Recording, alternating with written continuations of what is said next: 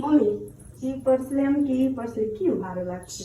અરે તું ગમે એ પરસલે વાપરવાની તો તું મારે આમાંથી જ છો. बात तो सही है. और अभी तो रुको, क्लाइमैक्स अभी बाकी. જો હારું કર્યું બહુ તું આવી માનશે ને તને એક વાત કરવાની છે. તું છે ને આ દરરોજ મારે ઝઘડા ન કરતી, તું ઝઘડાશ ને મારે એટલે પછી મારી તબિયત બહુ ખરાબ થઈ જાય છે. बात तो सही है. જો મમ્મી મને કઈ શોખ નથી તમારે રોજ રોજ ઝઘડો કરવાનો. તો ઝઘડો શું કામ પણ મારી બી કઈક મજબૂરી હે. ઝઘડો કરવામાં છે ને મજબૂરી છે તારી. તમારા ઝઘડો ન કરું ને તો હું બીમાર પડી જાઉં છું.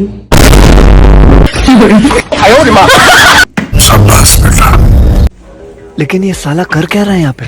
મમ્મી આજ જમવાનું કેવું બન્યું તું? હવે ખાલી ખોટા બાંધવાના ધંધા રહેવા દે ને. लेकिन ये साला कर क्या रहा है यहाँ पे? હાલ ઉઠ પાસે બે જા. ના હો મમ્મી આ ગાડી આજ મારે આખવી હે. તારા કોની? હા. Oh no!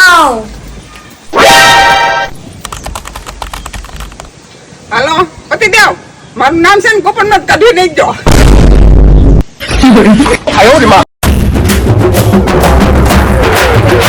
મમ્મી મમ્મી મેં તમને 5000 ઉસીના દીધા તે ઈ તમે મને કઈ દેવાના હો? લે કેવી ગાના જેવી વાત કરસ. હું કઈ થોડી જ્યોતિષ સૌથી ખબર હોય. लेकिन ये साला कर क्या रहा है यहाँ पे?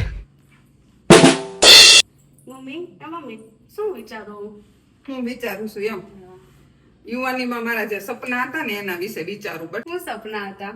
મારું સપનું હતું યુવાનીમાં કે હું 45 વર્ષની થઈશ ને ત્યાં સુધીમાં મારી પાસે બેંકમાં બેલેન્સમાં ડોલર હશે, પછી ફોર્ચ્યુનર હશે, ઓડી હશે અને સીસમેન ને શરમાવે ને એવા તો બંગલા હશે. એવું સપનું હતું મારું. મમ્મી તમારે એકઈ સપના પૂરા થયા? બટા બધાય તો પૂરા નથી થયા, પણ એક સપનું પૂરું થયું. કયું સપનું પૂરું થયું મને જ કયો? હું 45 ની બદલે 48 ની થઈ ગઈ.